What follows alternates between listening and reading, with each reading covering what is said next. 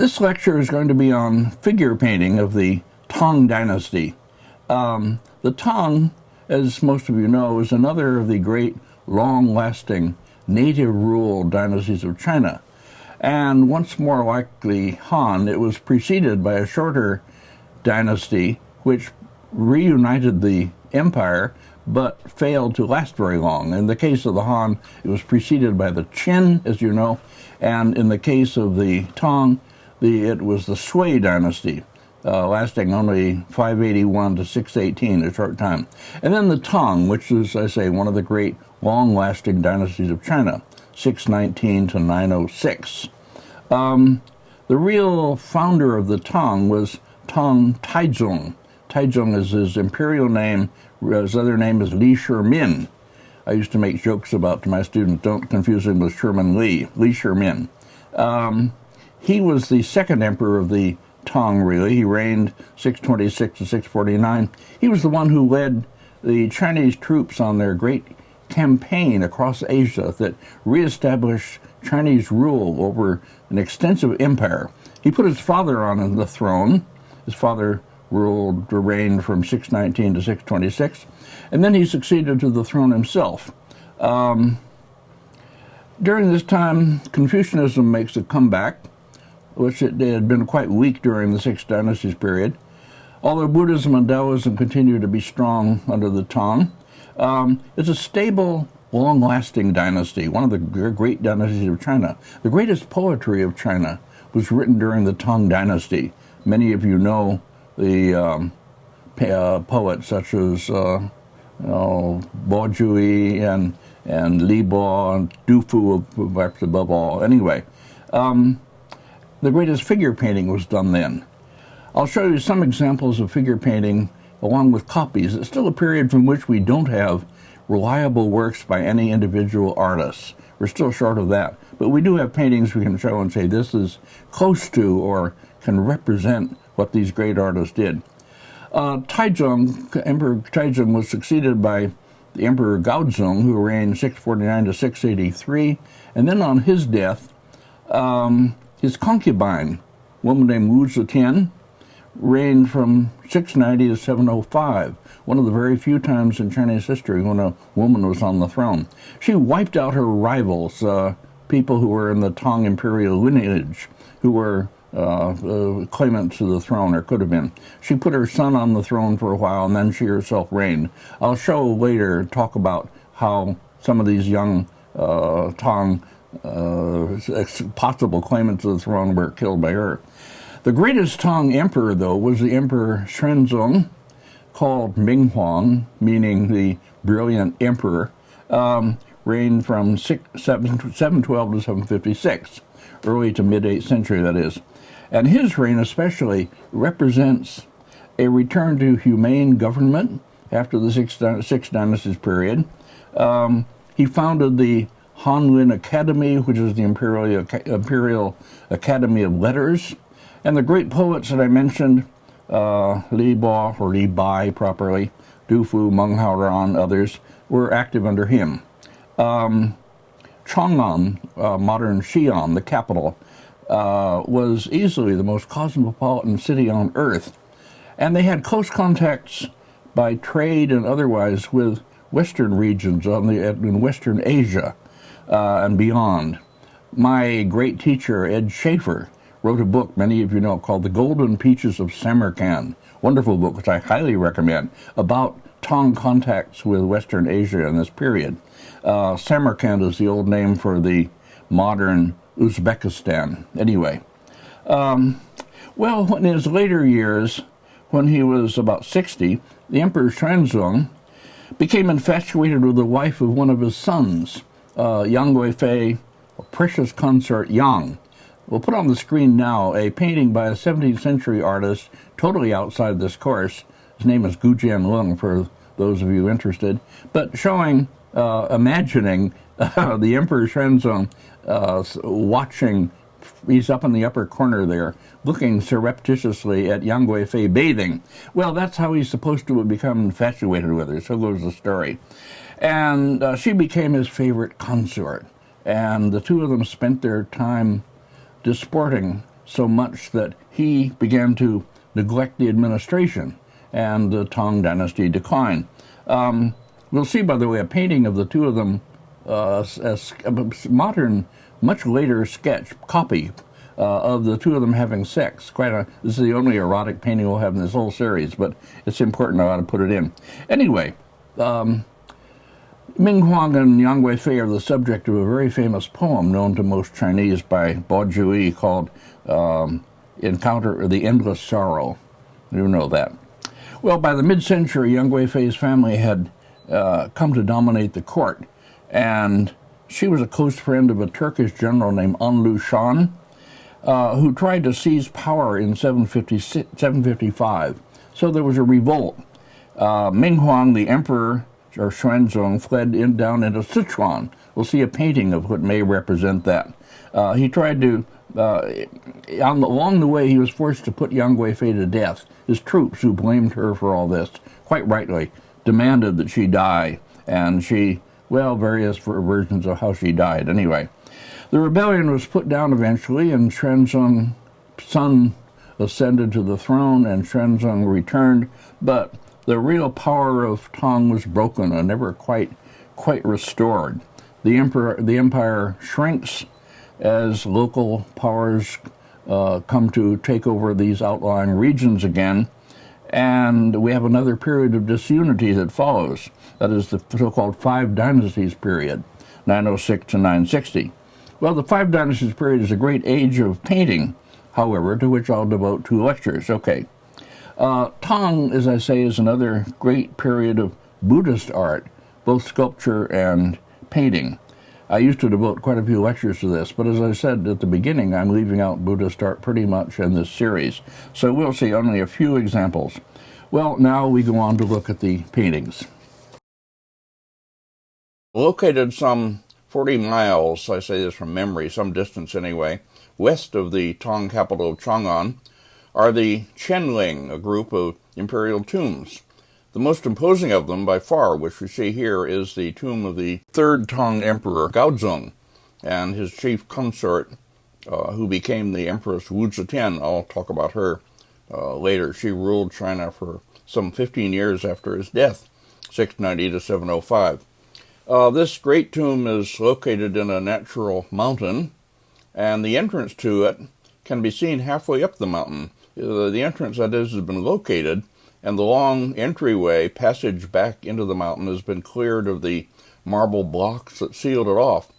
But the Chinese are very wisely waiting to go in until they can perfect their preservation techniques better, because they'll expect that since it's never been looted, apparently, completely sealed, it probably will contain objects of a perishable kind, great works of calligraphy, possibly painting, who knows, anyway. So they very, very sensibly haven't gone in. The same is true of the tomb of the first Qin emperor. Okay, anyway, this is the tomb of Gaozong. Now, the next, please. Looking out over the broad plain below from the higher ground around Gaozong's tomb, we can see several other smaller tombs, shaped as four-sided pyramids. And these are the tombs of early Tang princes and princesses, members of the royal family, that is, who were put to death by the Empress Dowager, who was afraid that they might challenge her rule. So at least the story goes. The next, please. One of the tombs seen here is the tomb of Princess Yongtai, one of those who was put to death. She died in 706 A.D., the Empress Wu Zetian, who, as I said, reigned from 690 to 705, the first real empress of China, really, one of the very rare occasions in Chinese history. After taking over the throne on the death of the Emperor Gaozong, her husband, she killed members of the Tang imperial family, whom she feared as rivals. Their tombs are located in a Tang tomb complex some 40 miles to the northwest of Xi'an. We were taken there in our 1973 delegation. The biggest tomb is Gaozong's, which, so far as I know, hasn't been opened yet, and is no doubt going to produce really marvelous things. Anyway, we were given quite different stories when we were taken to the tombs not that they had been killed by Wu Zetian. They made up other stories about how they died. The People's Republic made Wu Zetian into a model ruler, as in fact they did with the first emperor of Qin Shi Huang. Jiang Qing, who was Mao Zedong's consort, took her as a model, in fact, and they loved all powerful rulers. They despised Confucius and his followers, whose beliefs they denounced as secular humanism. Anyway, leaving all that political stuff aside, this is the tomb of Princess Yongtai, and as I say, we were taken down in there. The original paintings have been taken off to the museum, so most of what is there now is copies. Still, it's pretty impressive. Now here is one of the outer chambers in the passageway in the tomb, decorated with paintings. Here is just flower paintings, probably like paintings that were decorating the rooms of the palace. At any rate, the other here is the antechamber to Princess Yongtai's actual tomb chamber. The tomb chamber proper, as I remember, had no paintings in it, only stone relief carvings. But this is the outer chamber with some quite famous and wonderful tomb paintings in it originally. The architectural member at the top, you see, that's painted on. The fences, of course, are modern. They're to keep people away from the paintings. At any rate, in this outer chamber, we see paintings of attendants, women attendants mostly, who were put there to look after her in the tomb, so to speak. Before we look more closely at that painting, let me show a detail from a very beautiful stone engraving of Princess Yongtai's coffin. Two waiting women, seen, well, one turned partly toward us, the other partly away from us, and seen in back profile, with a flowering plant between them. The next, please.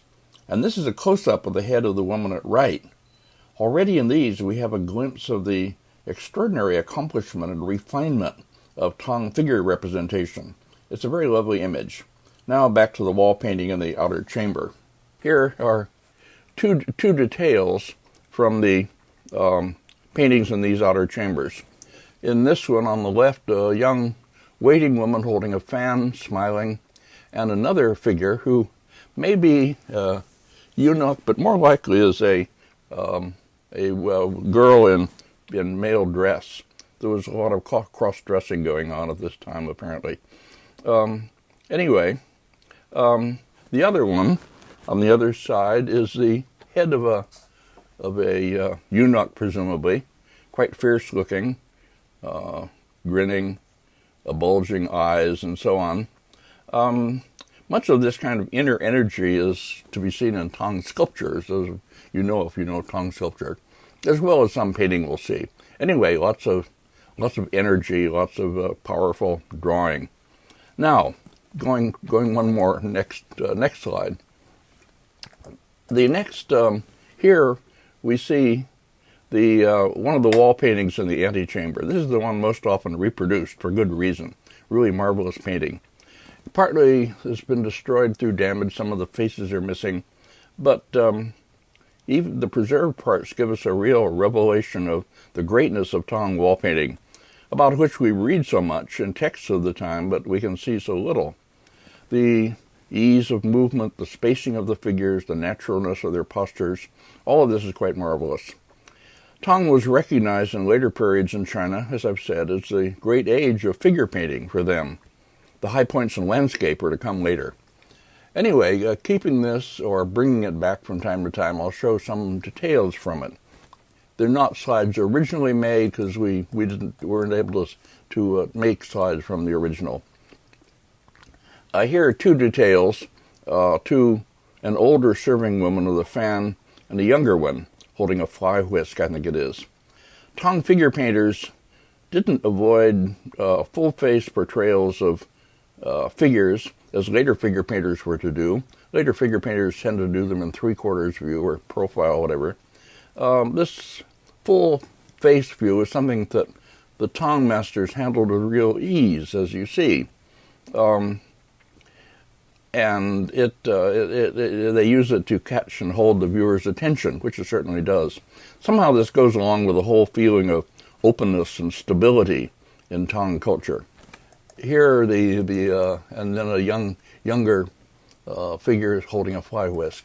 Now here, this is again a slide from reproduction, I'm afraid, not from the original. The detail of the upper body and the detail of the head of especially well preserved and especially lovely young serving woman in the center, who holds what seems to be a stemmed cup. The body is rendered with real volume now, well articulated. The fall of her translucent shawl over her shoulders and over her arm define the three-dimensional forms of the body as if effortlessly. Her cylindrical neck, the way the shawl goes around it, her slightly shy smile, or sly, I mean to say, not shy. Very different from the European ideal of feminine beauty, by the way. Very different. I mean, there's nothing voluptuous about it. Although Tang women were supposed to be, and we'll see some that really were, hefty, corpulent. But these attendant figures are mostly slim. Anyway, here's her head. This is all, as I say, very different from European standards of feminine beauty. I remember when I was teaching at UC Berkeley, I would come back from a lecture and I would walk down the hall where the posting was done for course posting, and there would be Svetlana Alper's postings for her course in Northern Renaissance painting, and there would be Rubens' nudes, fat, lolling around, looking as if they were buttered. And I would feel the extraordinary difference between European taste and Chinese taste in women at that time. Before going on to look at early Tang tomb paintings of other kinds, let me show one segment that we were shown in the original and allowed to photograph. This is in the Shanxi Provincial Museum in Xi'an, where these originals were kept. And this is from one of the sloping ramps leading into the tomb. I think it was Yongtai's, but I'm not sure. Anyway, it depicts two women attendants standing outdoors, as is indicated by the flowering tree between them, with rocks at its base. The detail of the upper part of the woman at right shows that she is holding a large wrapped fan, such as might be used to cool the princess outdoors on a hot day. Note the foreshortening of her left arm, and also the slight indication of what we call cleavage in the opening of her upper garment. Next, please. She's seen full face, as you see in this closer-up detail, with a very serene face, showing that sense of comfort and tranquility that we feel in so much of Tang art. It was a time of generally peace and prosperity, the early middle part of it anyway. Next, please.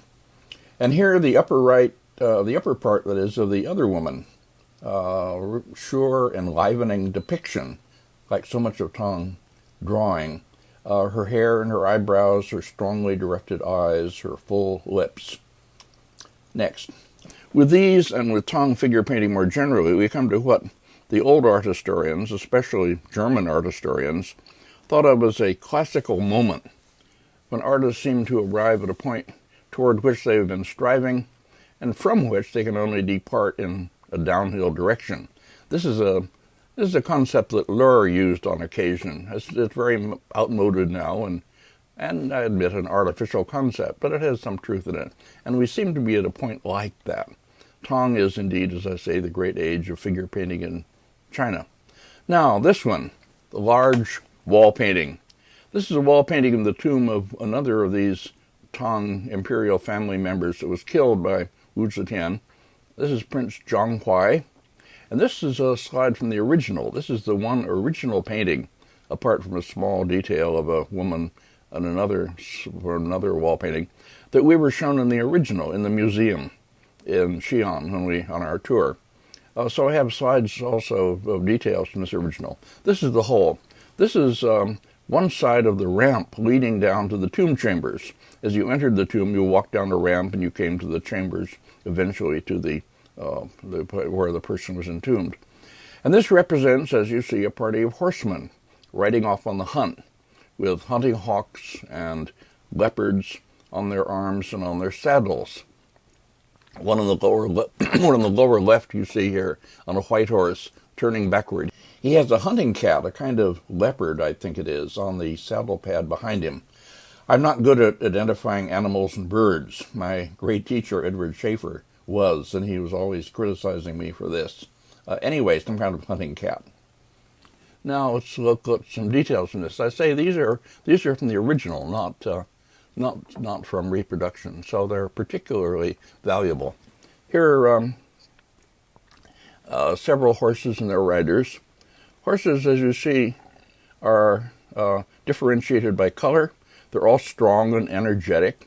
This is a great age of raising horses and importing them from Western Asia to China, especially from Fergana in West Asia. These were what the Chinese considered as somewhat almost supernatural. They called them 1,000-li horses, 1,000-mile horses, in the belief they could run 1,000 miles without tiring, or they called them blood-sweating horses. There are hundreds of thousands of them were in the imperial stables. You read a lot about them in poetry and in writing of the time. They were highly valued and very much admired. Anyway, these are some of the famous Tang horses. We know them, of course, from tomb figurines. If you say Tang horse, you tend to think of one of those things that comes out of a tomb with three-color glaze on it. The next, please. Here's a horse galloping, all four legs off the ground, by the way. I'm not going to get into the question of whether that's true to life, whether horses ever do that. That's a question that was, as you know, explored and solved in the history of photography and early photography. Anyway, that's another subject. At any rate, and a rider, a shawl blowing in the wind, great dynamic sense, looking back and smiling. Next. Here's your closer details. Two slides I'll put together. One, one of those riders has rather fleshy face and rather shifty eyes. The other one has a rather sharper look and is holding a hawk on his arm. At any rate, the ability of the artist to differentiate and characterize the figures is now at a very high point, as you see, and the drawing it's in fairly thick lines. It needs to be for a wall painting to be seen properly. But, if the artist were painting on silk or paper, of course, it would be much finer line, as we'll see in some Tang or copies after Tang paintings as we go on. The next here. Yeah, here's a close-up of that face. Very sharply characterized and differentiated. The eyebrows, the mustache, and so on. A lot of these grooms were foreigners. They came from Western Asia. They were brought in with the horses to China. Here is the forequarters of one of the horses. And again, you see how the volume of the body is brought out by the way the reins and the bridle move around the figure, very much like the scarves and so on of the female or the young woman we saw before. You have to, in this kind of drawing, the Chinese were never really to be equaled again. The later artists simply couldn't or wouldn't or whatever do this kind of thing. This very easy rendering of volume, of organic bodies, of movement, of strong characterization, and so on. You have to understand that it's very different from European drawing also, in that the artists couldn't go back and correct. They couldn't overpaint as a European artist can with oils. You had to get it right the first time and do the whole large painting that way. Well, maybe you could go over some parts of it with some kind of white undercoating and paint over it. But according to the stories, the great artists didn't do that. They painted it all with just dazzling assurance and versatility, whatever, control. And again, note, as I say, how the reins and the bridle going around the neck and the forequarters of the horse define volume, how the muzzle of the horse is somehow volumetric and strong. The animation of the animal, the inner life, is really striking. Well, all this makes it especially unfortunate that I cannot show you any works by or even reliably after the greatest figure painter of the time, or of all time for the Chinese, that is Wu Daozi. Here, we'll put on two slides representing, kind of, as well as we can, Wu Daozi.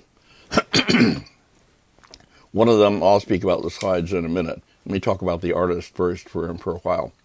Wu Daozi, active around 720 to 760. He began as a painter for Buddhist and Taoist temples in Luoyang. He was actually born in Kaifeng, active in Luoyang in his early career. The Emperor Xuanzong, the great 8th century emperor I mentioned, saw the paintings, gave Wu Daozi a position in his court, teaching court ladies writing and fine arts, we read. Later he was promoted to higher positions. He lived in Chang'an, the capital, not modern Xi'an, but he traveled, especially a famous trip to Sichuan in the southwest, where after returning he painted a landscape of the Jialing River, famously. This is an anecdote I'll mention when I talk about another artist. Wu Daozi survived the rebellion of 756 and the sack of Chang'an at that time. He was still alive in 758. How much longer he lived, we don't know. A Tang writer says of him, quote, "Whenever I have seen a painting by Master Wu, I have never found it at all remarkable in ornamental quality. What is incomparable is his brushwork, which is always profusely varied and full of untrammeled energy. Some of his wall paintings were carried out in ink alone." End quote. Another writer says, "While common artists fixed their attention on the complete outlines, he split and scattered the dots and strokes. And while others observed the likeness, the verisimilitude, the likeness of the shapes more carefully, he did not consider such vulgar concepts." End quote. That's a very interesting early statement of the idea that likeness, making something look like the thing, is not really a so to speak, a high class aim for the artist. Another writer remarks, "One or two of his strokes sufficed to make an image emerge. Although the brushwork was not thorough, yet the idea was." That is, the idea was complete even in what seemed to be simple brushwork, or short, abbreviated brushwork. And still another writes that Wu Daozi's figures remind one of sculpture. One can see them sideways and all around, as if maybe there was some kind of foreshortening going on. Okay, here we have two images, one of them really associated with Wu Daozi, and others I put on as an example of the kind of thing he might have done. The rubbing on the left is from a demon, and it's supposed to be based on or made from a wall painting that survived into the Tang Dynasty by Wu Daozi, and this was a demon from it. So, as I say, it's often reproduced as something, as a work that somehow transmits his style, the kind of extreme energy and dynamicism that he must have conveyed in his pictures, the burly musculature of the arm and leg, maybe something like the way Wu Daozi did it, and so on. Some possibility of foreshortening one of his legs coming forward. The other picture is actually a painting of a bodhisattva, a Buddhist, not deity, what would you say? Anyway, the being below the Buddha in the Buddhist hierarchy. A bodhisattva banner painted in ink on hemp cloth in the Shoso Inn in Nara. The Shoso Inn, as you probably know, was an imperial treasury established by an 8th century emperor. When he died, his treasures were put into this treasure house behind a great temple there, the Todaiji, and they've been there ever since, very carefully preserved. And a lot of the objects, most of the objects even, are thought to be Chinese in origin. And this is thought to be Chinese. And so we have what is probably a genuine Tang painting. Okay, now, here the next one, next slide.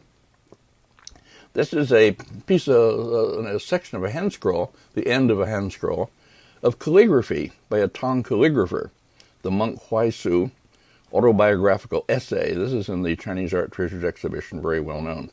Well, this is an example of the wild draft script, Kuang Zhao Shu, crazy draft script, something. Wu Daozi, I put this on just to mention that Wu Daozi is said to have studied calligraphy with a great master of the time named Zhang Xu. And Wu Daozi's painting also was apparently done in fast, free-flowing line. Crowds were said to assemble to watch when he painted a wall. he would paint a perfectly round halo with a single movement of his arm and brush. Here are reversed rubbings from 2 stone engravings. That is, the original rubbings would be white line on dark, and they've been reversed here so as to look more like the proper drawings, be more readable.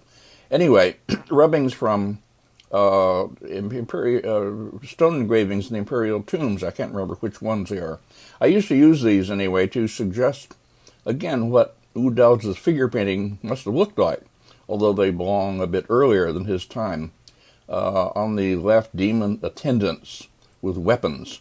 On the right, a demon kneeling. Wu Daozi's great wall paintings must have included figures like these. When he did a hell scene, it was so terrifying that butchers and fishmongers, the pariahs of the Buddhist world, because they took life, as you weren't supposed to do in Buddhism, were seeing his hell paintings. They were frightened into changing their professions, and they took to lives of good work. So goes the story. Well, as I say, it's marvelous to read these stories, and very sad not to be able to show you anything. This is a fragment found in Central Asia, a monk in rage. Again, there's no special association with Wu Daozi, and I simply put it on to illustrate something like the kind of paintings he probably did. A figure like some of the wall paintings we saw, great animation, musculature, body under the skin, and real muscles and tension in the posture and in the face, the open mouth, the teeth, and so on. Powerful. This is the kind of thing that Wu Daozi might well have done. And here, this one is another very different kind of fragment found in Central Asia, also supposed to be Tang Dynasty in date.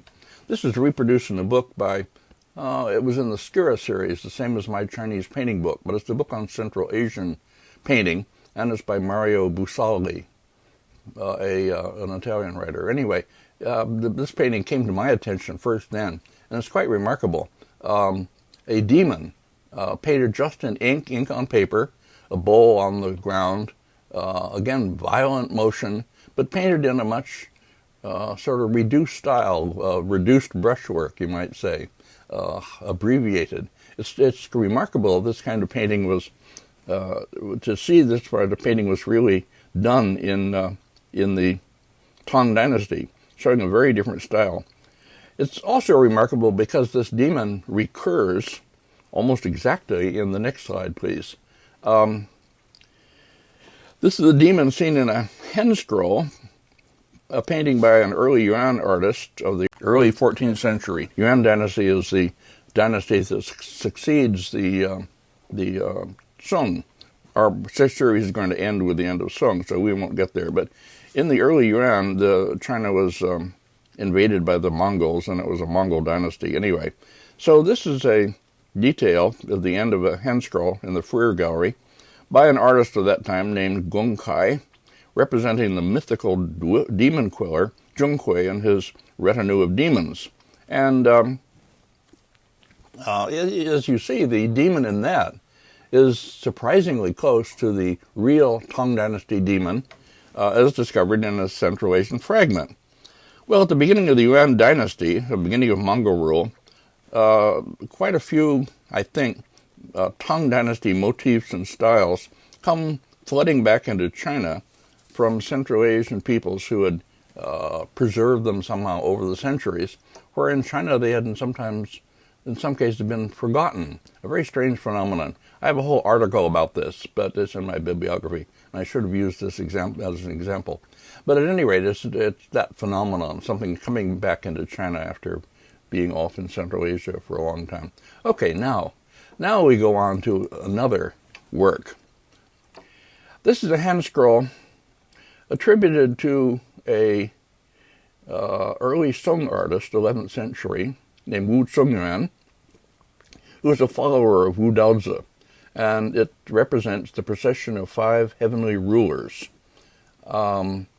It's a long hand scroll in ink on silk, and this is, I say, the last 2 sections of it, showing a colophon or inscription at the left by a famous early Yuan dynasty writer, himself a famous calligrapher, painter, scholar, whatever, named Zhou Mengfu. Zhou Mengfu, in his inscription written in 1304, attributes the painting to this artist Wu Zongyuan by matching it up with a recorded scroll. That is, he reads about a scroll and he thinks this is the very one and makes this attribution. An earlier colophon to the painting from the 12th century had attributed it to Wu Daozi. So it's, again, a kind of transmission of the style of Wu Daozi, or so we would like to believe, at least. Here, it actually, well, how to put it? If you see the actual scroll, it becomes a little bit monotonous after a while. The rulers, their attendants, all sweeping forward. They're seen crossing a bridge at one point, carrying banners, labels in the sky above them, sometimes identifying them. Powerful, but as I say, not entirely exciting as a painting. One theory about this is that it was originally a cartoon for a wall painting, that is, a preliminary drawing, or else it was a copy of a wall painting of the kind that was evidently made and kept in the temple or the palace, whatever, to guide the artists who had to repair the painting or to replace parts of it. Well, it makes good sense as that. It's very much more understandable, not as a scroll meant in itself to be looked at and enjoyed, but as a powerful wall painting reduced to small size.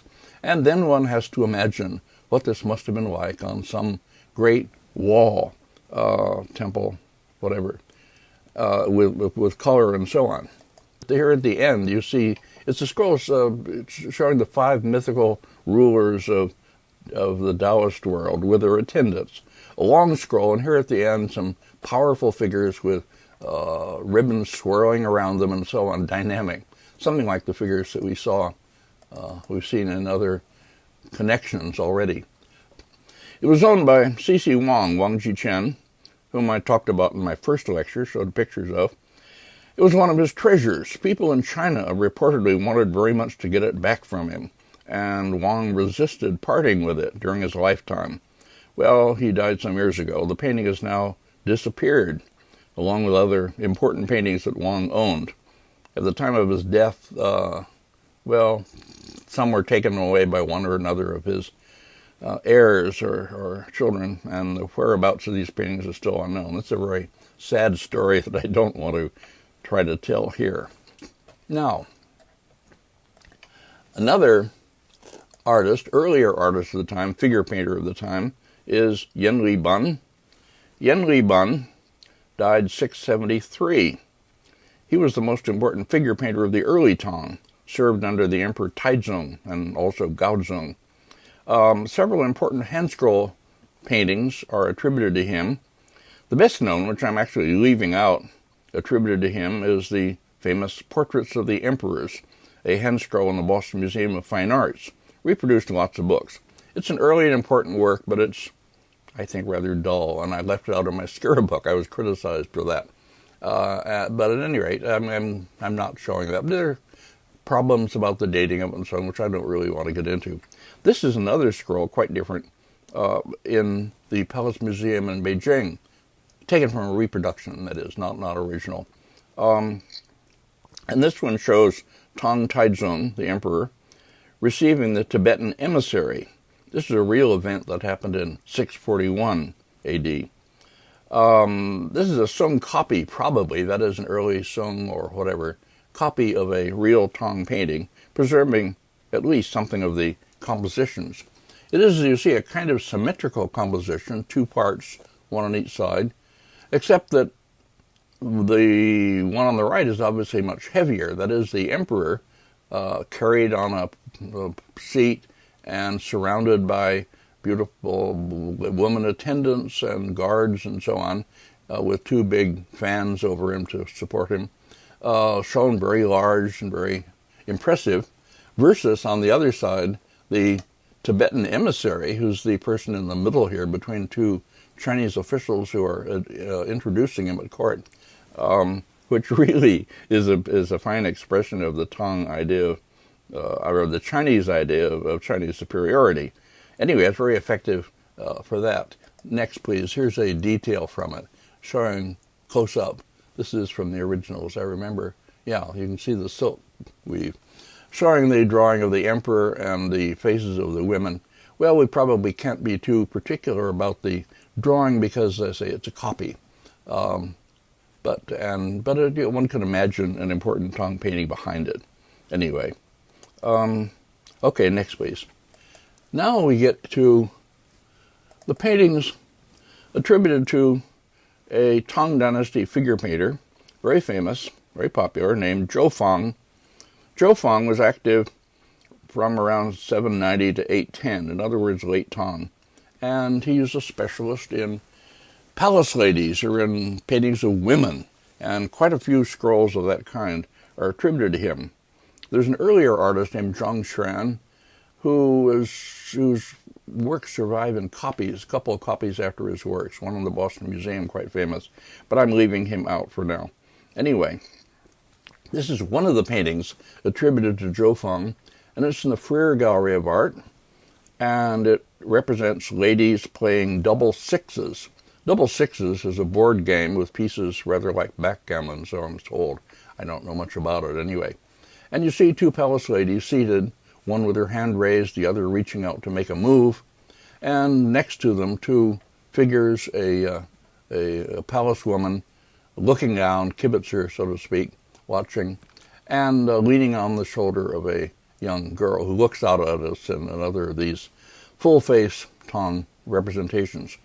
Well, this is a very famous Freer painting already when I was working at the Freer in the early days. And actually, at that time, it consisted only of the part to the left of this silk insertion, which you see just to the right of the ladies. The main figure group plus two figures over at the left. I'll bring a detail of those in later. The next, please. So I reproduced that central section in my Skira book as a fine example of Tang figure painting as preserved in a Sung copy. This is, of course, another Sung copy, not a Tang original. We don't have Tang originals from Zhou Fang. There's one possible, no, not even an exception. Okay, this is what I had in the Skira book, and I discussed it for its psychological insight, the sort of tension or relationship between the figures. They had like mirror image, except different. One hand raised, one hand down, and so on. The kibitzer up above. The kind of momentary quality the artist manages to catch. The psychological insights, if you can call it that, in the painting. I think you can properly. But then, after I had published it, I saw in Palace Museum in Taipei another version of the scroll later, Ming, not so great, but, and here's a detail of the same section of that, but preserving early on, that is to the right as you roll the scroll, I don't have a detail of it, two additional figures. So I understood that the Freer Gallery scroll was missing two figures. Okay, that was interesting in itself. It made the composition more symmetrical, for one thing, as Tang paintings tend to be. Then, going back to the original again, let's put the whole painting on the slide again. Now, then, a quite remarkable circumstance, we had a message from a dealer friend in Europe, Jean-Pierre Dubosc, saying that he had just acquired a fragment of early painting with two figures, and he sent a photograph of it. And I recognized it immediately as the missing figures from the Freer scroll. And we got in touch with Jean-Pierre, and he very generously sold it to the Freer Gallery for $1. The Freer Gallery cannot accept gifts except from 3 people who were designated as friends of the Freer. So he couldn't just give it to the Freer as he would otherwise have done. So the Freer paid him $1. Anyway, the Freer acquired the missing, the fragment with the missing figures. Now the time came when we had to add it back to the scroll. And our mounter, Sugiura, did this with great skill, setting in a piece of silk from another painting, actually, to make the spacing right. We knew about the spacing from the copy in the Palace Museum in Taipei. So he added silk to make the spacing. The silk doesn't quite match, and that's probably in some sense deliberate. The Japanese don't want to make their repairs invisible. They differ from the Chinese in that. If you look at ceramic, Chinese ceramics that have been repaired in Japan, the repair is marked with gold, typically, whereas in China they make it look as much as possible like the surrounding glaze, so you can't really tell the repair. It's a difference in attitude toward repairs. Anyway, Sugiura did it so you can see the newly added silk. Now, one difference, interesting, is that the freer part, the main part, had been touched up or treated with white pigment added or soaked through from the back when it was remounted, so the figures would be more prominent.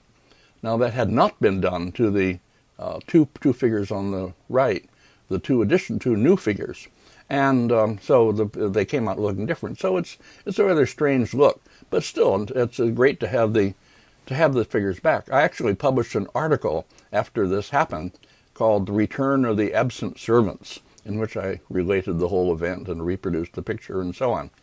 Now, among other things, besides restoring the original balance or symmetry, which is, I say, is typical Tang, with the two figures at the beginning balancing the two figures at the end, it also explained what the two figures at the end are doing there. And here they are in this detail, two girls carrying a big jug of water. Why were they carrying a big jug of water? Well, we couldn't answer that until we got the additional figures. And here you see the eunuch in his reddish robe and cap, holding a hand-washing basin. And the woman attendant is holding what seem to be towels for drying the hands. In other words, the people who are playing double sixes, the two women, are going to want to wash their hands after they play and dry their hands, and that's what all this preparation is for. So that completes the story of the painting, among other things. Quite a good ending for this kind of painting. Well, let's see now. Let's have the next slide. And now here we have another of the compositions attributed to Zhou Fang. This one is titled Tuning the Lute and Drinking Tea. It is now in the Nelson Gallery in Kansas City, and I'll show you in a bit what it looks like now. But I show it first in this old reproduction.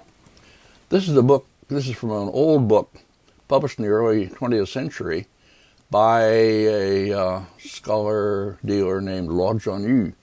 Luo Zhanyu published a book of paintings of women, which he said had gone through his hands, presumably, which he was selling. I don't know. He was selling in Japan paintings from China to make his living. Anyway, here in this form, and I believe it's the same painting, it matches pretty much in details, there's lots more space between the figures.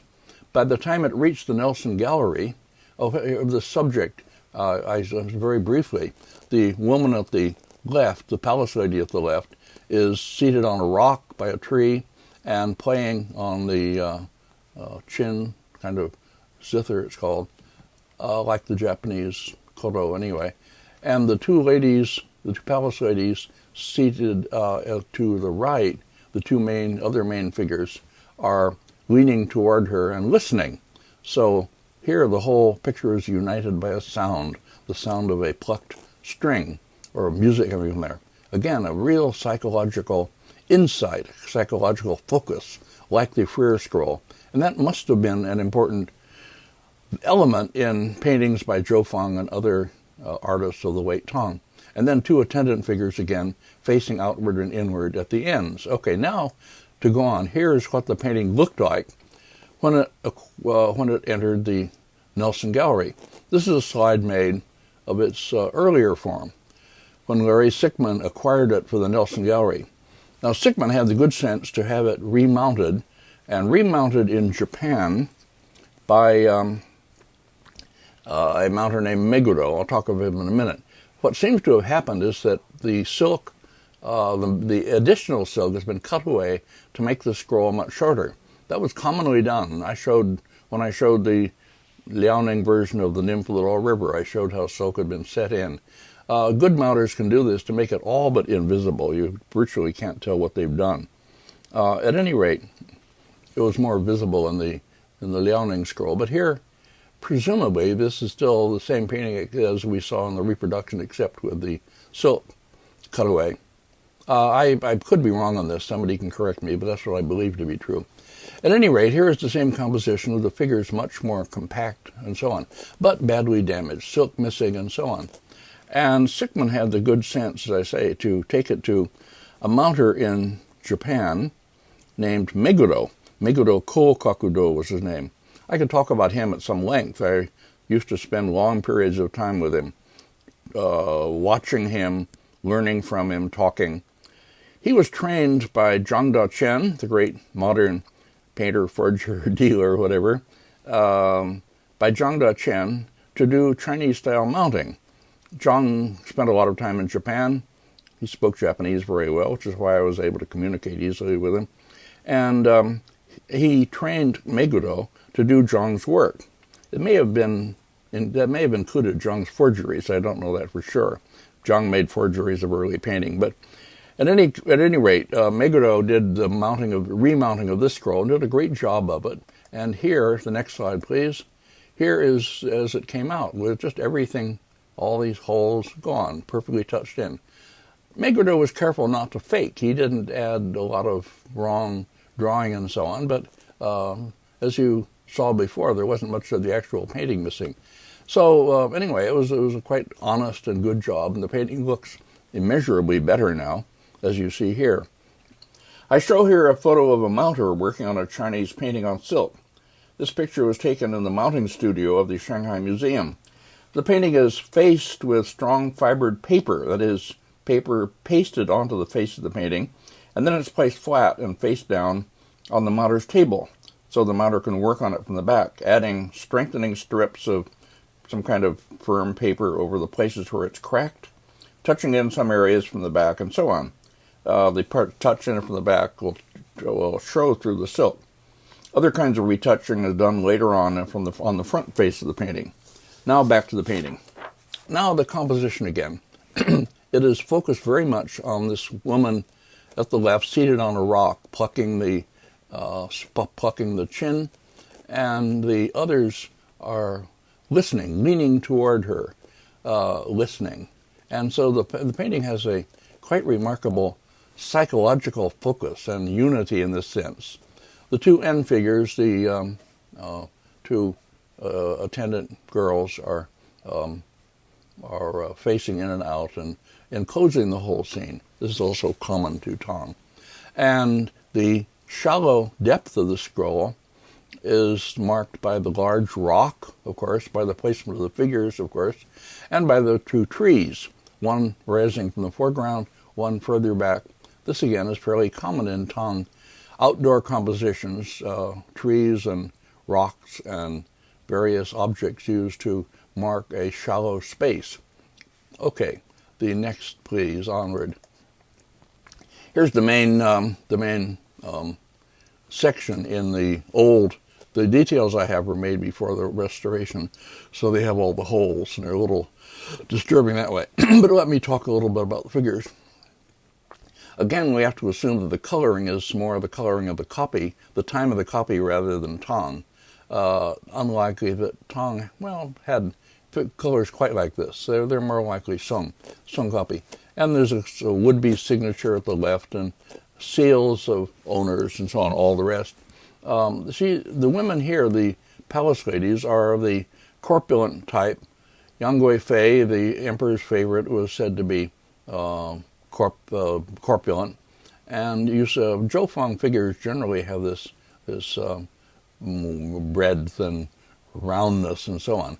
The attendant girls, on the other hand, are slimmer. Okay, the next, and here are the two ladies, seen, as I say, leaning toward the chin player. Again, sort of roughly mirroring each other, but at the same time not mirroring. A perfect Tang composition, complex, balanced, everything you'd want in a figure composition. Quite wonderful. Next, here's the woman playing the chin, and again, your attention is drawn, as it is with the ladies playing double sixes. In that case, their hands, one raised, one down, about to make a move. That's the focal point of the composition. And from that, everything sort of reverberates, like a sound reverberating out into space, something like that. Brilliantly, I mean, brilliant may be the wrong word, very effectively done anyway. Okay, as I say, the colors probably represent the time of the copy rather than the time of the original. The next, please. Here is one of the figures, the figure at the end, facing inward, wearing green, and collector's seals. I think it's Yang Qingbiao again, but I'm not sure. Some famous, some probably good figure painting collector. And then here's one of the ladies, the one wearing the white robe, leaning leftward, her head turned up a bit, obviously intent on the music. That, as I say, is sort of psychological insight, very effective in these scrolls. And here is the other one, holding a teacup in her hand, which over her sleeve, over her hand, presumably, and sipping tea while she listens. And she is seen behind a tree, okay, and the robe, or a band rather, wrapped around her, somehow bringing out the volume of the figure. And then finally here, the woman who is playing the chin with her hand very delicately, her fingers, two fingers outstretched, others curled up a bit, plucking the string of the chin, her other hand holding it. And finally the figure at the end holding a tray, having just served them tea. And so the drinking of the tea has a kind of part of the psychological content of the painting. Quite a very fine painting. Now let me show you something. Paintings of this kind, paintings of the palace ladies in their activities in the palace, were very popular in China. That is, outside the palace as well as inside, because they seem to to supply the great curiosity that people had about what life in the court was really like. And also they made up an early form of beautiful women painting. It was a way of transmitting the most beautiful women of the time, Meiran, what later was to become Meiran painting. Anyway, Zhou Fang paintings are very much of that kind.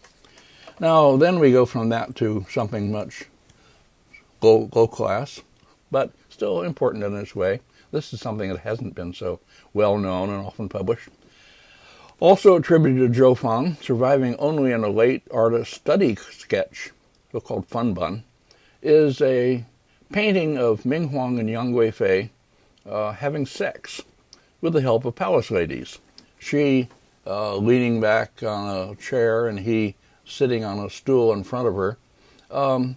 Now this, as I say, is a Fun Bun copy of what I believe to have been an important painting attributed to Zhou Fang that survived at least into the late Ming. It's recorded in catalogs, and especially one late Ming catalog of a noted collector of that time named Zhang Chou. And this Fun Bun copy, or sketch copy, probably early 19th century, I don't know how to date it, is in the collection of a Dutch collector named Frères Berkeley, and it was included in an exhibition of Chinese erotic painting based on his collection, held at the Musée Czerniewski in Paris in 2006, called Le Palais du Printemps, the Spring Palace, for which I wrote an essay. And in the essay I wrote this about the painting, quote, "Secret play on a spring night." The painting that was acquired in 1618 by Zhang Chou, 1577 to 1643, who believed it to be a work by the Tang master Zhou Fang and describes it in detail in his catalog, was a hand scroll. Although the original painting is presumably long lost, the large Fun Bun, or study copy in the exhibition, matches Zhang Chou's description in every respect, besides exhibiting a style distinct from that of all other erotic paintings known to me, end quote. So we have what apparently is a copy twice removed of a hand scroll composition attributed to Zhou Fang. If the original painting is somehow survives and somebody knows about it, please write me. But all I know about, at least, is this funbun, and even that is remarkable. As I say, it's not like any other erotic painting I know. The fleshiness of the woman, she was famously plump, and of her vulva, not drawn like any other in any erotic painting I know. Again, quite fleshy, the Y-shaped thing and so on. Pubic hair, which the Chinese usually avoid. The emperor's figure, the double penis, means that the artist was a little unclear or unsure about exactly how the emperor's penis should be drawn. And he is, as I say, being pushed by one palace lady from behind, and she is being held up by others. They really needed help by this time to have their famous sex. He was supposed to have spent too much of his time just sporting with her, as you know, and led to the fall of the empire, of the Chong Empire. Now, the next, please. Now, on an immeasurably higher aesthetic level, from the ridiculous to the sublime, so to speak, and not a copy at all, although somewhat later than Zhou Fang, and attributed sometimes to Zhou Fang, or used to be, but probably a very high-quality original from perhaps a century later, maybe 9th century, anyway. A painting attributed to Zhou Fang in the Liaoning Museum, ladies with flowered headdresses. This is the first half of the painting, a hand scroll, and we'll see the second half in a minute. It's a tall hand scroll, relatively short. When we saw it, when we were shown this painting on one of my delegation tours, we were told that when they remounted it, they found some evidence that it might originally have been mounted as a low screen with different panels set off and with one lady in each or something like that. Now, I can't describe that in detail, and I only report what they said. It is a little unusual for a hand scroll, but anyway, this is its present form. It's reproduced in numbers of books, and the subject of it has been discussed in some detail by different writers.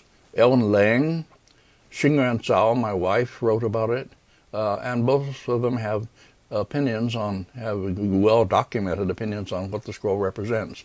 Very interesting subject, but I'm talking about it only as in terms of style and so on. Here's the first half of the scroll, showing three ladies, as you see, with an attendant holding a fan, a girl attendant, much smaller, and a small dog. We'll see the scrolls in detail. Here's the other half of it, the second half, with the third lady again holding a flower, and the fourth lady at the end of the scroll beside a flowering bush, and in between them are a crane walking along, a little dog again, and another attendant probably, but dressed as though she were some kind of princess, or at any rate dressed like the main ladies seen a little bit further distance. Again, it's a scroll with shallow depth and no real setting except what is provided by the objects or the flowering bush and so on. The woman at the end holds up an insect, some kind of a cricket it looks like, or a grasshopper, which she has caught. Another one, the one at the right here, holds a flower. And this has very much to do with the interpretations of what the subject is. Some a certain day of the year when the women went out to, etc., etc. I won't try to summarize the arguments about what it is. But I want to show slides because we made really good slides of this scroll. Here are the two first figures. The first lady with her beautiful purple robe, some kind of a wand-like thing with a tassel, which she is using to play with the little dog, I guess Pekingese dog anyway. The little dog runs toward her and so on. They are very stately and not really in fast motion, much too dignified to do that. And the lady next to her with gauzy, translucent shawls draped over her and extremely beautiful robes. These are much finer than the figures in any of the Zhou Fang attributed copies that I've shown. The ones I've shown are others. And this is a highly unusual case of what we can take to be an original painting, maybe from the late Tang period. The next, please. Here, a bit further on, the girl holding a large fan with a flower on it. At a later point, when I talk about bird and flower painting, I'll come back and show you a detail of this and talk about the flower painting as that. And also the lady here, as I say, with flowers in her hair. In fact, the scroll is sometimes called ladies with flowered headdresses, holding a flower, and the crane. The next, please. And here the end of the scroll. The lady turns back as if somehow closing the composition, and a rock and a flowering bush growing beside it, which, as I say, closes off this very effective composition. Now, going back again and showing the details. The colors here we can take to be original. Late Tang, rich colors, violet and green, and anyway, as you can see, and a lot of use of gold. These women used gold headdresses. Gold headdresses and ornaments, and we see those a lot. The second figure, with her arm raised as she adjusts her shawl over her shoulder, the other arm with the shawl falling over it, translucent but with a design, very beautiful, and that going over the design on her main robe, and a purple wrapping of some kind of around her. Well, now let's see the next, please. Yes, here's a detail of her face, quite beautiful. Quite beautiful indeed. Oh boy, I love that. If you remember the high eyebrows, the moth eyebrows, way up on her forehead, and the very small mouth. If you remember Kyo Machiko, the wonderful actress in Rashomon, when she is riding through the forest and you see her up close, she has a face like this. Japanese highborn lady, dressed up, made up like a Tang lady, with the high eyebrows and the small mouth and the very beautiful eyes. I fell in love with Kyo Machiko just based on that. And you can see here the gold hair ornaments. Well, this is, a painting that is not, like the others, a copy, worthwhile and valuable, but not of this extraordinary beauty. Here's the attendant with her fan, girl attendant, also gold hairpins put through her hair, and also a translucent, now reddish shawl or coat, some kind, around her body, and a red robe underneath. Rather more modest look. Then the lady who is holding a flower, a red flower, with her other hand raised, and a translucent shawl and a lotus, apparently, in her hair. Here's a detail of the girl's headdress, gold ornament again. Just the beauty of the sheer physical beauty of the painting is dazzling. Flowers and gold in her headdress. And, there we are. Another of the figures, similarly with a splendid gold ornament in her hair. Well, if you know Tang Dynasty ornament, a lot of gold and silver ornament is preserved from Tang. It's a big subject, wonderful subject in itself. A lot of metal workers and other kinds of artisans came from Western Asia, Chang'an, the most cosmopolitan city in the world, let's say the richest city probably, and made things like this. Even in the late Tang, after the Tang had lost much of its power, this was still an ideal and still shown. Well, this painting transmits this sheer beauty a lot better than any other known to me. Here, still closer up for the hair ornament and the woman's face and so on. Okay, great details. I know of a few paintings and Buddhist paintings and so on that are perhaps comparable in their richness of detail and splendor of color and the sureness of the drawing. I can think of a painting in Japan that was that way. But those are outside our view. And in what we're showing, this is the painting is absolutely supreme. I will bring back, as I say, this detail at the end of flower painting when we look at flower painting. Okay, now we go on to another work, and another major work, and another extraordinary survival. Here again, we have what I would take to be, and most people would take to be, an original painting, not a copy. And is attributed to the greatest horse painter of the time, whose name was Han Gan. And it represents one of the horses in the scroll, in the stables, of the Emperor Ming Huang, Shenzong, called Shaoye Bo, or Shining White of Night. Very famous horse, and a very famous painting. This painting is now in the Metropolitan Museum of Art. It was owned, when I first knew it or saw it, by Sir Percival David, a famous British ceramic specialist. Sir Percival David, in his late years, was determined to take on the big subject of early Chinese painting, as he had done earlier for ceramics. And he had done remarkable work in ceramics and become a major authority. But by this time in his late life, he was crippled. He couldn't move around easily. He never learned Chinese, and it was really rather tragic to see him trying to take on this huge subject and in a greatly reduced state.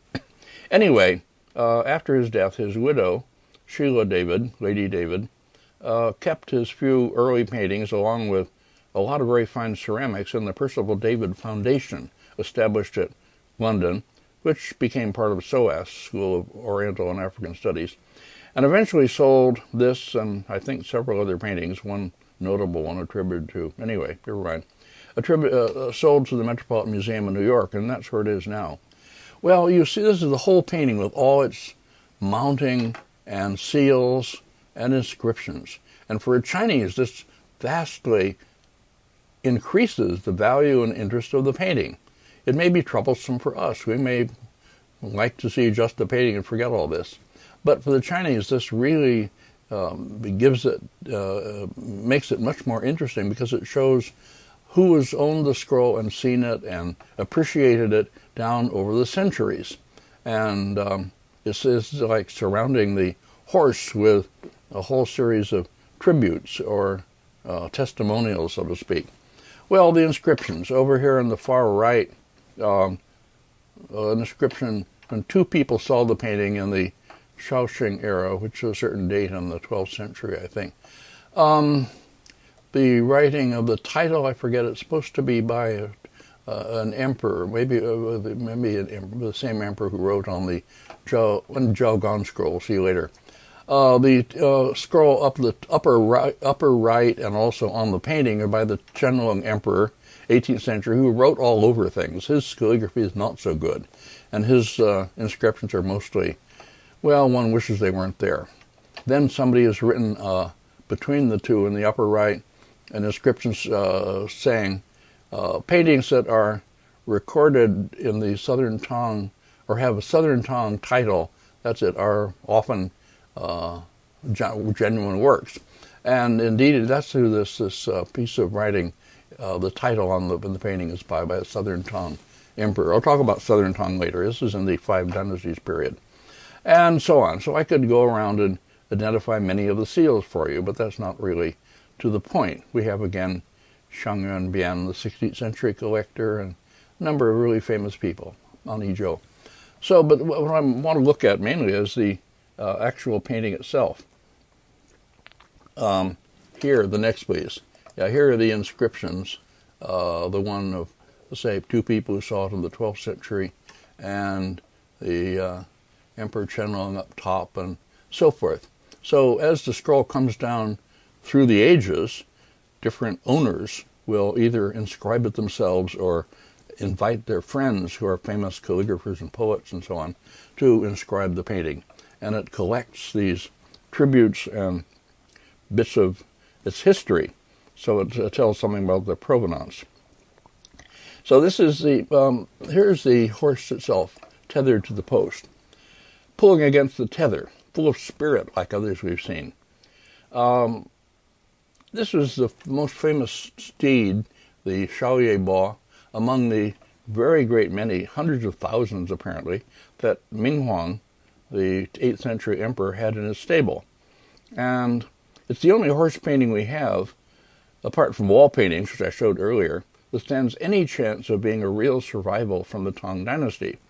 The provenance, the pedigree, which can be determined from the seals and inscriptions, take it back centuries and centuries and strengthen this possibility that it could be the real thing, really by Han Gan, who was a famous horse painter, as I say. And given the difference between wall painting and the small painting on paper, which necessarily has much finer drawing and so on, it's not out of keeping with the wall paintings of horses that we saw earlier. It could be, in other words, a real surviving Tang painting. Quite extraordinary. Here are the forequarters, next please, forequarters of the horse. The forequarters are better preserved. The rear end of the horse has been more retouched. And here we see the close-up of the real thing. Shading, as you see, fine line drawing, shading, and an extraordinary head here, the last please. Here's the head. The sense of inner life and energy, the tension, the wild eye, the mane bristling, and the way the bridle and reins go around the form so as to bring out the volume, exactly as we saw in Tang wall painting. So this is all very encouraging as a real Tang painting, to show that it is a real Tang painting. The only touch of color in it is the eye, which has a bit of brown in it. Otherwise, it's entirely done in ink. Okay. Now, the next, please. This I put on as comparative material. This is a painting loosely attributed to Han Gan in the Musée Czerniawski in Paris. And it's a painting of horses and grooms. 4 horses and 2 grooms. One of them sort of hidden behind 2 of the horses here at the far left. One groom sumpers at the most at the left, yellow robe, kind of scholar's cap, and anyway, maybe some kind of an official. The other groom, a low-class person with a red cap. Okay, this is in ink and colors on silk. It has various seals on it and things that are presumably authentication, but in fact, I'll say it right off, not to fool you, it's a forgery by Zhang Daqian, this famous forger and collector and so on, whom I knew very well. And I've done a lot of work on Zhang Daqian forgeries. In fact, on my website, you will find if you go to Writings of James Cahill, at the bottom, you'll find a whole thing called Zhang Forgeries, something like that.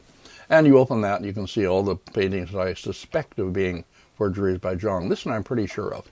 I saw it when I was coming back from Japan in 1956, early 56. Was shown this in Paris. And by that time I was pretty much onto Zhang's forgeries and I knew what to look for. Unfortunately, it had been bought for a very high price by this Musée Czerniawski with some money from the government. It was something like $80,000, which was a huge price at that time. Now, Vadim Eliseyev, who was the director of the Czerniawski and who was responsible for buying this painting, had got the approval of a number of important authorities of the time. And he wrote an article, my website will tell you about that, article published in Ars Asiatique, French journal, listing at the end all these authorities. And I'm afraid Max Lohr is there, or anyway, famous people, famous sinologues, art historians. In other words, Eliseyev got a lot of support before he bought this painting for a big price. And later, by the way, he told me that he was quite embarrassed that I didn't include it in my Skira book. After he had the French government come up with a lot of money and bought this painting, and then it wasn't included in my storybook. Well, I had to tell him that I thought it was not genuine. Now it's generally regarded as a fake, generally recognized. I used to use it as a study piece or a test piece in examinations, or in what you call them, for the unknown in my exam for in a Tang painting course, in a Chinese painting course, rather like these lectures. And by the time the students, the really good students, had seen enough Tang paintings and realized how Tang paintings should be spaced and what kind of differentiation they should have, and particularly space, they say, they would realize that you cannot have something with the figure hidden the way this groom is behind the horses with no space at all for him to occupy, and so on. It's all wrong. Here, the first part of the scroll, very convincingly aged. Someone has written Hangan as though it's a painting by him. The title of the painting, Hangan, something, something, something picture. Famous seals of famous old people. All the clues that the buyer is supposed to follow up and be able to construct a really impressive history for his painting, as important as the Metropolitan's Hangan, but not really. And here, the second part of the scroll, the figures, as I say, should somewhat give it away. They're not like Tang figures, really, and especially the one who is mostly hidden here behind the horses. That's all wrong. And as I say, the good students would point out that the horses have no space around them. They don't no real movement, and all the things that are wrong with this is a Tang painting. And here, just a minute, one more. Yeah, here's a close-up of the head of the main figure and one of the horses. Well, and all the really extraordinary ripping of the silk and the patching and the spots, which are supposed to look like spider droppings, somebody told me, washed out. At any rate, whatever they're supposed to look like. And this was terribly impressive to people back in the 1950s. And Zhang sold numbers of these early paintings around the world before everybody began to realize. I have a whole lecture on these I gave at an exhibition of Zhang's paintings, which you can find on my website. I mean, referred to on my website, or one of the CLPs. Here's a painting of Zhang Dechen. This is a self-portrait of his. I just put it in to tell you who he was. He did a lot of these, and they're quite impressive in their way, but we should be able to detect them. Now, on back to Tang painting. This is by a little-known artist in the Tang Dynasty, Liben. We know that because this is an actual painting by him, which is now preserved in a temple in Kyoto. It was brought back to Japan by the great monk, traveler, teacher, etc., Kobo Daishi, very famous in Japan. Kobo Daishi, if you go to Hiezan, Mount Hiei, you'll see lots of Kobo Daishi. I don't mean Hiezan, that's of course the mountain near Kyoto, but I mean Koyasan, the great Esoteric Buddhist stronghold south of Osaka, located in a secluded place on a mountaintop, and once reachable only by a train ride from Osaka, plus a cable car ascent. Hard to get to, and not many people there. More recently, it's been ruined, I understand, by roads built up to the top, and weekend drivers can drive up, and it's overrun with noise and so on. Anyway, this is what Koyasan used to be like. They brought it back in 804. One of 5 paintings he brought back of the patriarchs of his sect of Buddhism, and only this one is well enough to be seen, really, and be reproduced. And it represents a monk, the monk Amoka Vajra, one of the patriarchs of the sect, with various writing around it. And as I kept now in a temple in Kyoto, the Toji. Okay, here's a closer in color. It's badly damaged, but it's still enough preserved. You can see the dignity of the figure, the volume of the figure, the repose, and the forcefulness of the head particularly. That is to say, it's a strong painting, even as badly preserved as it is, and the clenched hands praying. his eyebrows, his eyes slightly slanting, his mouth, all and the ear and head. This is in keeping with what we know by now of Tang painting, and it's one of the preserved small monuments of Tang painting, so to speak. Okay, I'm not doing Buddhist painting as a whole, but this is somehow not entirely Buddhist, more a secular painting, more, and it fits into the Tang figure painting. Now then, finally, for this lecture, I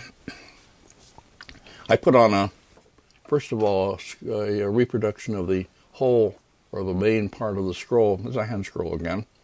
This is attributed to a great poet-painter of the Tang, whom we'll talk a lot more about in the second part on landscape. This is Wang Wei. Wang Wei, the great 8th century poet. Most people know his poems, most Chinese, educated Chinese. And we'll talk about him as a landscapist. But here, this scroll is attributed to him, and quite early. It was the history of the scroll, the provenance, can be traced back to the Emperor Huizong in the early 12th century. It's recorded in his catalog. And all the seals match and everything matches. And we have here a painting that is very highly regarded as early as that.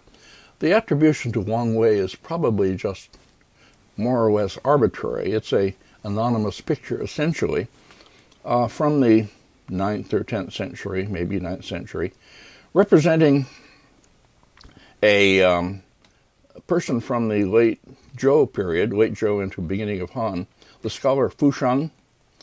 It's in my Skira book, it's in Surin, it's on lots of books. Okay. Here's the whole scroll with seals and writing and so on. And as I say, it can be matched up with a scroll that's recorded in the catalog of the Emperor Huizong.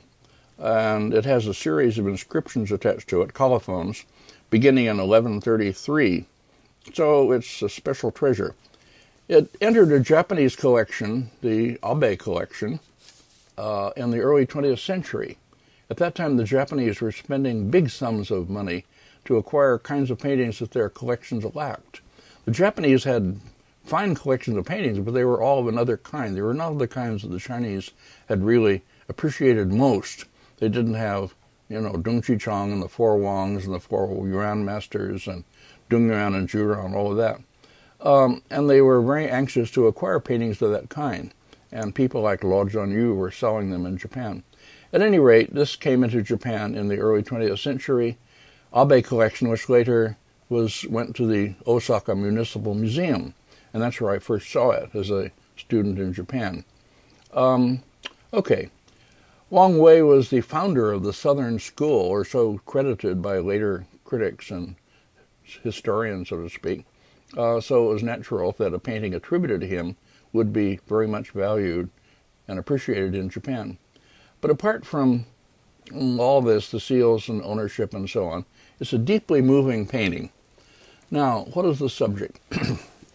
Fu Sheng, an old man at the time he is depicted here, lived from the time of the Qin Shi Huang, the Qin emperor, into the beginning of the Han Dynasty, which followed. And the first emperor of Qin had tried to destroy Confucianism by destroying all the Confucian books, killing the Confucian scholars, burning the books. And Fu Sheng, old Confucian scholar, managed to hide a copy of one of the Confucian classics, the Shu Jing, or the Book of Documents, in the wall of his house. And after Qin Shi Huang was overthrown and the Han Dynasty was founded in the time of the first Han Emperor, Fu Sheng came out of retirement with this scroll and was able to deliver lectures on this text, which he knew, to an emissary who was sent by the emperor. Well, I knew the painting, as I say, very well from seeing it in the Osaka Municipal Museum on trips there in my Fulbright year and later, and I reproduced the figure from it here, more or less this way, next please, in my Skira book. Well, this is it's a very moving painting, certainly. The old man leans on a table, kind of scholar's writing table, rolled up scroll and so on beside him, a mat under him, and a shawl draped over one shoulder, wearing just a very simple robe, robe otherwise, a cap. And he can barely support himself, but he's holding the scroll with the text of the Shujing and pointing to a passage in it and explicating this, giving his lecture on this passage, on this text. Well, the next, please. Here, our last slide. The age of the figure, the age of the scroll, everything about it somehow are in harmony. And it is, as I say, a deeply moving painting. Here you see, with all the cracks in the silk, the drawing in fine line, washes of reddish color on the figure, and especially the head. He can barely hold his head up. He's that aged and weak. But he smiles slightly because he's delivering his lecture, and he knows that he has managed to save this one important text and to pass on what he knows about it, along with the text itself, to future generations.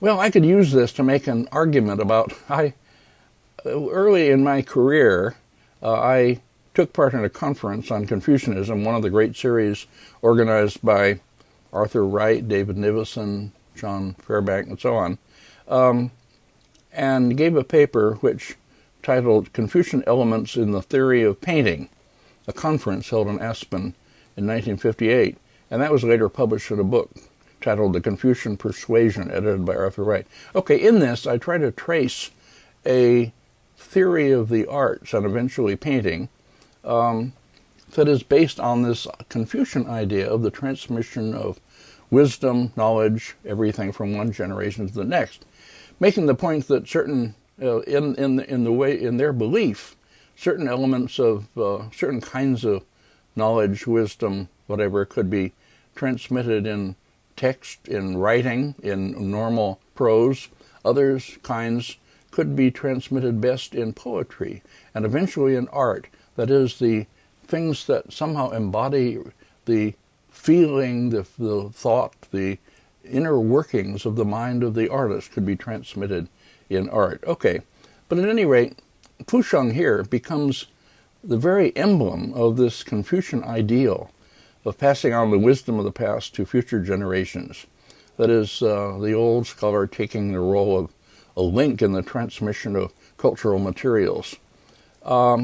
This became, as I say, the basis for a lot of art theory in China, as I argued in my paper, and eventually became the basis of literati painting theory, at least on an ideal level. But for me, just to conclude, for me it represents much more than that. It has a personal meaning. Whenever I was asked in early days about my philosophical or religious orientation, I used to answer somewhat facetiously that I was Neo-Confucian.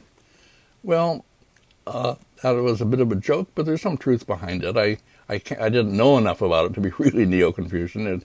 It was like a boast. But indeed, this kind of ideal of passing on wisdom, whatever I think I know and understand, to later younger people, is indeed the very ideal that drives me to make this series of recorded lectures while I still can, to set down for younger generations and for posterity something of what I think I understand and what I know, which is indeed in danger of being lost unless I do. I don't mean only my own knowledge, that is, but something of what I learned from the great teachers whom I talked about in my first lecture. However imperfect my understanding and transmission of their teaching may be, it's still supremely worth doing for me. This is a somewhat playful imaginary portrait of me posing as a Chinese scholar, my ideal self-image, if you will, painted for my 80th birthday celebration by my artist friend Wan Cheng Li. He's a artist and art historian. He teaches, or at least taught, at the University of Hong Kong. And it's a picture that's very much appreciated and valued. So here I am, posing as a kind of latter-day Fusheng, more overweight than emaciated, about to be 83, much reduced in mobility by 2 heart attacks, as you probably heard, using a new medium to pass on old, or at least an old person's wisdom, would-be wisdom. And with that, before I lapse into sentimentality, which I try rigorously to avoid, I end this first part of Lecture 4 on Tang period figure painting. The second part will be on landscape of the Tang period, and that will follow.